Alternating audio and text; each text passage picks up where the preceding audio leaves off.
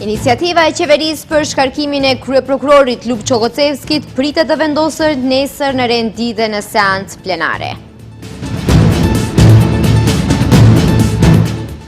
BDI vlerëson se ligji për përfaqësim të drejtë është i dobët dhe nuk e zëvendëson balancuesin.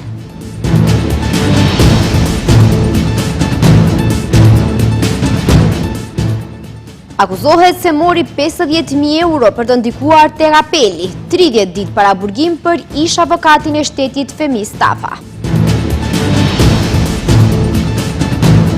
Komarov, Lend dhe Znam dorëzojnë në kuvend rezolut për migrantët.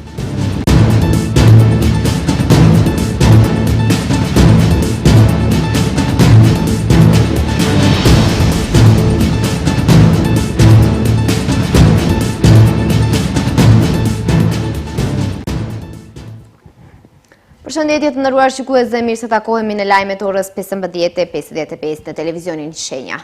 Nesër pritet të vendoset në renditje kërkesa e qeverisë për shkarkimin e kryeprokurorit Lub Çokocevskit. Qeveria i dorëzoi kuvendit propozimin për shkarkimin më 9 dhjetor me arsyetimin se Kocevski ka kryer gabime të rënda profesionale gjatë udhëheqjes së prokurorisë publike, të cilat sipas tyre kanë quar në dëmtimin e efikasitetit dhe funksionalitetit të institucionit. Iniciativa e qeverisë për shkarkimin e kryeprokurorit pritet që nesër të vendoset në renditje në seancë plenare.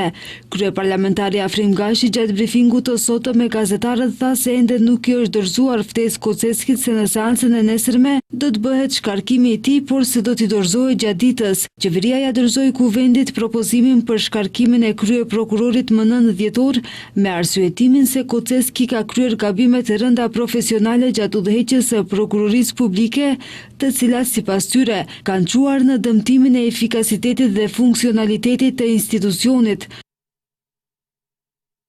Shpalosje e pa autorizuar e informacioneve dhe të dhënave për çështje gjyqësore, duke shkelur kështu detyrimin për mbrojtjen e sekretit të procedurës sipas ligjit, dëmtim të reputacionit të prokurorisë publike dhe reputacionit të tij personal, mosveprim në përputhje me detyrimet e parashikuara në kushtetut, ligjet dhe marrëveshjet ndërkombëtare të ratifikuara në përputhje me kushtetutën. Si pasojë e shkeljeve të kryera gjatë periudhës së kaluar, funksionaliteti i dëmtuar i prokurorisë publike është evident dhe integriteti i saj është dëmtuar seriozisht, në përputhje me nenin 27 paragrafi 1 të ligjit për prokurorinë publike. Pikërisht, prokurori publik është përgjegjës për gjendjet e përgjithshme, për organizimin dhe kryerjen e funksioneve të prokurorisë publike. Sa i përket pjesës tjetër të punës së kuvendit, Gashi tha se deri në fund të dhjetorit pritet të mbahen 4 seanca plenare. Më 23 dhjetor para deputetëve fjalën vjetor do të ketë presidentja Gordana Siljanovska-Davkova, ndërsa më 25 dhjetor do të mbahet seanca për pyetje të deputetëve. Gashi në takimin me gazetarët theksoi gjithashtu se mbetet të miratohen edhe 2 ligje për të kompletuar agjendën e reformave dhe ata janë ligji për rrugët publike dhe ligji për Këshillin Gjyqësor. Nënkryetari i Bashkimit Demokratik për Integrim Bujar Osmani vlerëson se propozim ligji për përfaqësim të drejtë dhe adekuat është i dobët dhe nuk mund të jetë zëvendësim për balancuesin. Ai sqaron se përfaqësimi nuk është më i detyrueshëm, por orientues dhe nuk vepron automatikisht, por varet nga vullneti i administratës.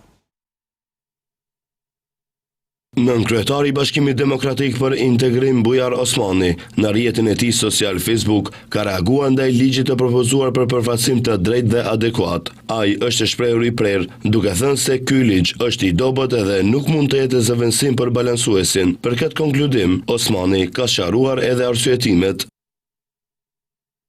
Sepse nuk është më i detyrueshëm por orientues, sepse nuk vepron automatikisht, por varet nga vullneti i administratës, sepse nuk bllokon vendimarrjen kur shkelet përfaqësimi, por vetëm e regjistron atë, sepse nuk vepron ex ante, po ex post, sepse nuk krijon pasoja juridike të drejtpërdrejta për mos respektim, sepse zhvendos barazin nga e drejta në politikë publike, sepse lejon interpretim, shtyrje dhe relativizim, sepse nuk garanton përfaqësim përfatim real, por menaxhim të përfatësimit.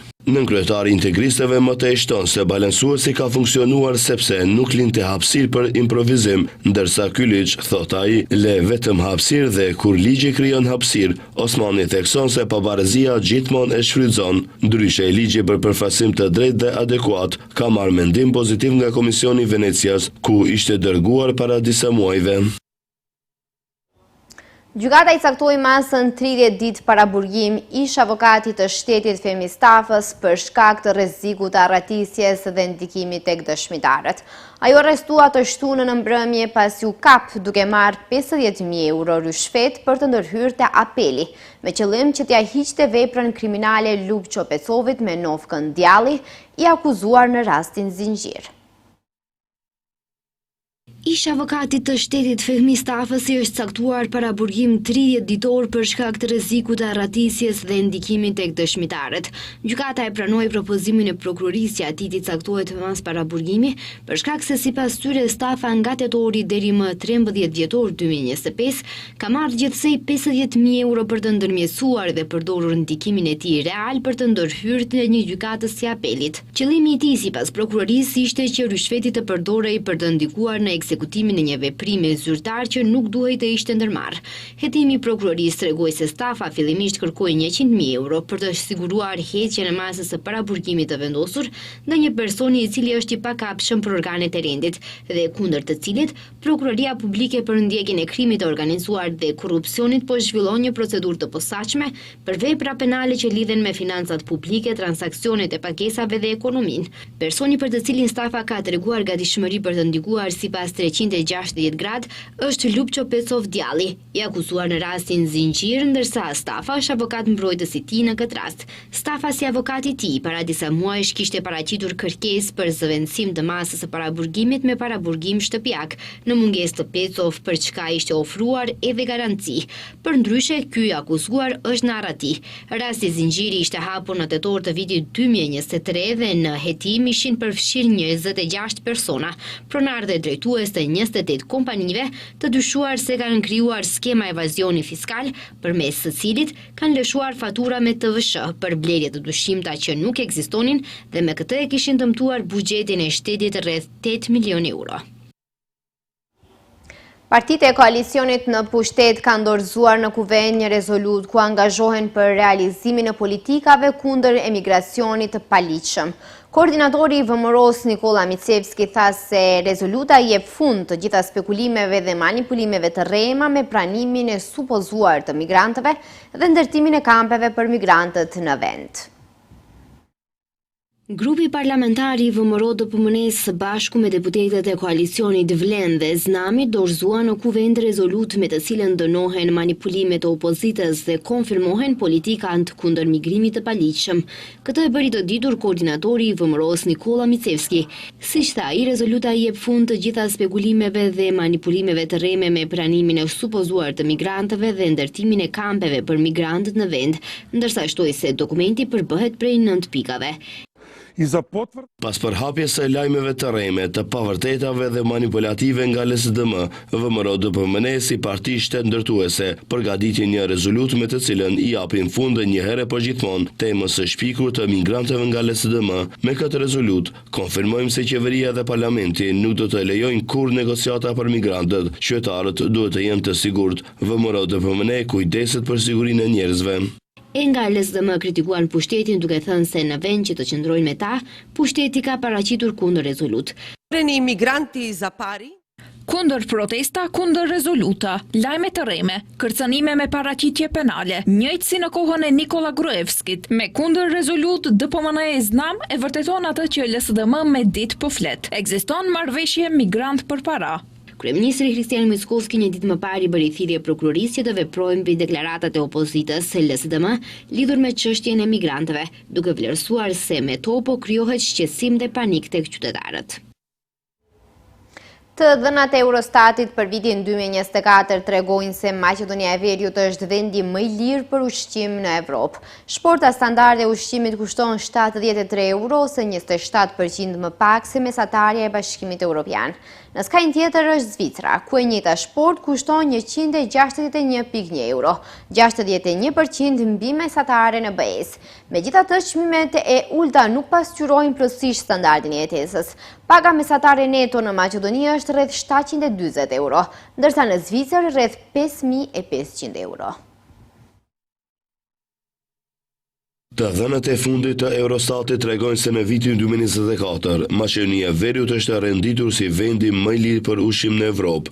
Shporta standarde e ushqimit kushton mesatarisht €73, që është 27% më pak se mesatarja e Bashkimit Evropian, e vendosur në indeksin 100. Kjo e pozicionon vendin përpara të gjitha shteteve të BE-s, por edhe të vendeve të rajonit. Në anën tjetër të listës ndodhet Zvicra si vendi më i shtrenjtë për ushqim, me një shport që kushton €161.1 ose 61% mbi mesatarën evropiane. Pastaj renditet Islanda dhe Norvegjia. Brenda Bashkimit Evropian, Rumania është vendi më i lirë për ushqim, ndërsa Luksemburgu më i shtrenjti. Evropa e Juglindore dhe Ballkani Perëndimor në përgjithësi mbeten rajone me çmimet më të ulta të ushqimit. Është e rëndësishme të ketë parasysh se ky krahasim nuk paraqet tërësisht pamjen ekonomike dhe standardin e jetesës mes vendeve. Ushqimi mund të jetë më i lirë, por fuqia blerëse e qytetarëve ndryshon ndjeshëm nga një ekonomi në tjetrën. Paga mesatare neto mujore në Maqedoninë e Veriut është rreth €740, ndërsa në Zvicër rreth €5.500, çka krijon dallime të mëdha në fuqi mbledhëse. Në vendet me të ardhura më të ulta, ushqimi zë një pjesë më të madhe të shpenzimeve mujore, prandaj edhe rritjet e vogla të çmimeve kanë ndikim shumë më të ndjeshëm në jetën e përditshme të qytetarëve. Policia ndaloi 2 persona, njëri nga Kumanova dhe tjetrin nga Shkupi, pasi në automjetet e tyre gjetën dhe sekuestruan mallra dhe vegla të markave të ndryshme pa dokumentacion. Ministria e Punëve të Brendshme informoi se të dielën në autostradën Tabanoz-Kumanov, oficer policie në 2 incidente të ndara ndaluan BI 38 vjeç nga Kumanova dhe BS 41 vjeç nga Shkupi.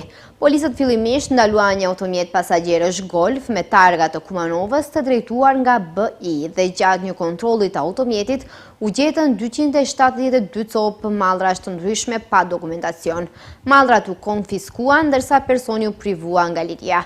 Në rastin e dytë, oficerët e policisë ndaluan një automjet pasagjerësh Mercedes me targa të Shkupit të drejtuar nga BS dhe gjatë një kontrolli të automjetit u gjetën 174 copë vegla të ndryshme pune me bateri dhe elektrike pa dokumentacion.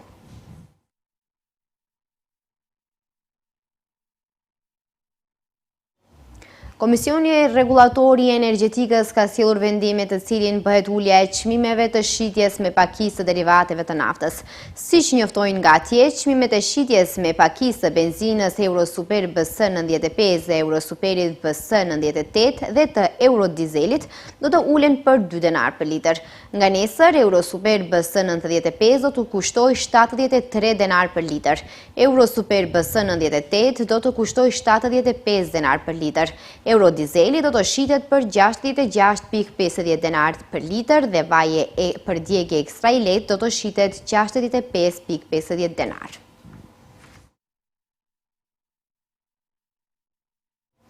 Në orën 18 do të ndizen dritat e pemës së vitit të ri në qendër të Shkupit. Është planifikuar të mbahet program festiv çdo mbrëmje duke filluar nga ora 18 me shfaqje muzikore, DJ, shfaqje artistike dhe surpriza të tjera. Me një ceremoni të veçantë, sot në orën 18 do të ndizen dritat e pemës së vitit të ri në qendër të Shkupit, duke hapur në këtë mënyrë festat dimërore. Kryetari i qytetit të Shkupit, Orce Gjorgjevski, deklaroi se deri më 31 dhjetor do të ketë një program festiv çdo mbrëmje, duke filluar nga ora 18. Shfaqje muzikore, DJ, shfaqje artistike dhe surpriza të shumta, si dhe për mirëseardhjen me kërkesë të Gjorgjevskit do të këndojnë yje të muzikës maqedonase, nga ku ai beson se me këtë ceremoni, Shkupi po bën një hap të rëndësishëm përpara drejt vizionit të zhvillimit krah për krah me qytetet moderne europiane. Gjorgjevski deklaroi se çdo fundjavë nga ora 12 deri në orën 14 përmbajtja i kushtohet tërësisht më të rinjve me animacione, punëtori krijuese, aktivitete interaktive dhe surpriza festive. Kjo është fillimi diçkaje të re, magjike dhe emocionuese për qytetin ton. Për herë të parë në histori, Shkupi do ta pres vitin e ri 2026 me një parallë të vërtet dimërore të vitit të ri, një ngjarje që bashkon të gjitha brezat nga më i vogli tek më i vjetri, familjet, miqtë, bashkëqytetarët. Shkupi më në fund do të tregojë se mund të jetë një qytet i bazuar, modern dhe dinamik, një qytet që i ngjan një metropoli botëror në zemër të Ballkanit. Pjesa qendrore e programit të vitit të ri fillon më 27 dhjetor, gjatë së cilës kryetari Gjorgjevski beson se Shkupi do të jetojë në ritmin e plot festiv. Në mesditë, babagjyshi i vitit të ri do të mbërrijë në shesh me dhurata dhe surpriza për të gjithë të pranishmit. Ai theksoi se qyteti i Shkupit do t'ju jap mundësi të veçantë gjatë festave nxënësve të talentuar të shkollave të mesme. Ai tha se kishte vetëm një dëshirë për pritjen, që festa të ishte shtëpia e yjeve të muzikës vendase. Prandaj Karolina Gočeva, Tamara Tudevska, Mile Kuzmanovski, Ognjan Zdravkovski, Kukulele, Lara, Pajak, Dvabona dhe Tina Perovska janë lajmëruar për pritjen. Ndërkaq, qyteti i Shkupit po organizon përrallën e dimrit me mbështetje financiare nga Llotaria Shtetërore e Maqedonisë.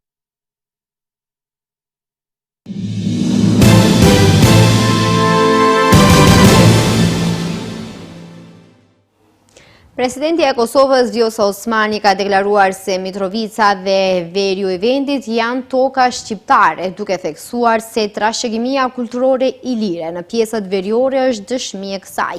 Presidenti Osmani këto deklarata i bëri sot në Mitrovic gjatë një konference për media pas takimit me kryetarin e ri të komunës së Mitrovicës së Jugut, Faton Peci, i cili më 12 dhjetor mori zyrtarisht detyrën e kryetarit. Këto toka kanë qenë gjithmonë të shqiptarëve dhe vetë trashëgimia kulturore ilire që shihet kudo në pjesën veriore, sado të largta brenda territorit tonë është dëshmia më e madhe e kësaj, tha Osmani. Ajo theksoi se me kryetarin Faton Peci njihen që nga fëmiria për shkak se të dy janë rritur në Mitrovic dhe tha se është e bindur në profesionalizmin dhe përkushtimin e tij për punë në misionin e tij të ri.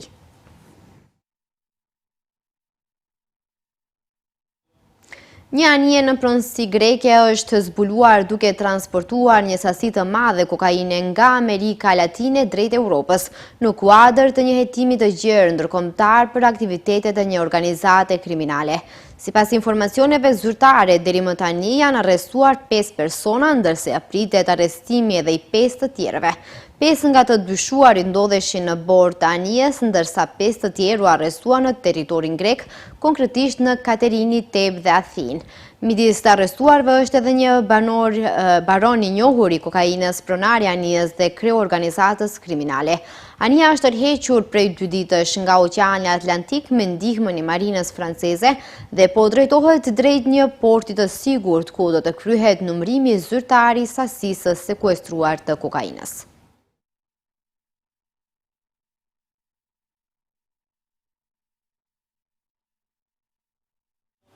Brenda pak orësh, mijëra persona nga e gjithë bota kanë dhuruar shuma të konsiderueshme për të ndihmuar financiarisht Ahmed Al Ahmed, qytetarin që u kthye në hero gjatë sulmit terrorist në Bondi Beach, pasi neutralizoi dhe çarmatosi njërin nga autorët. Më shumë se $1.2 milion janë mbledhur përmes një fushate në GoFundMe, e nisur në të dielën më e 14 dhjetorit. Qëllimi i fushatës ishte, sipas organizatorëve, të shprehë mirënjohje dhe mbështetje për një njeri që tregoi guxim të jashtëzakonshëm kur ishte më e nevojshme. Ahmed Al Ahmed, 43 vjeç, u filmua teksa i hidhej sulmuesit dhe i rrëmbente armën nga duart, duke ndaluar përkohësisht sulmin. Gjatë përplasjes ai u qollua 2 herë nga autori i dytë dhe u transportua me urgjencë në spital. Gjendja e tij shëndetësore raportohet tashmë e stabilizuar. Familjarët thonë se veprimi i tij ishte thjesht humanitar. Ahmed Al Ahmed, shtetas australian me origjinë siriane, u ka thënë të afërmve se nuk ka asnjë pendesë për atë që bëri. Sipas tyre, ai beson se Zoti i dha guximin për të vepruar në atë moment kritik.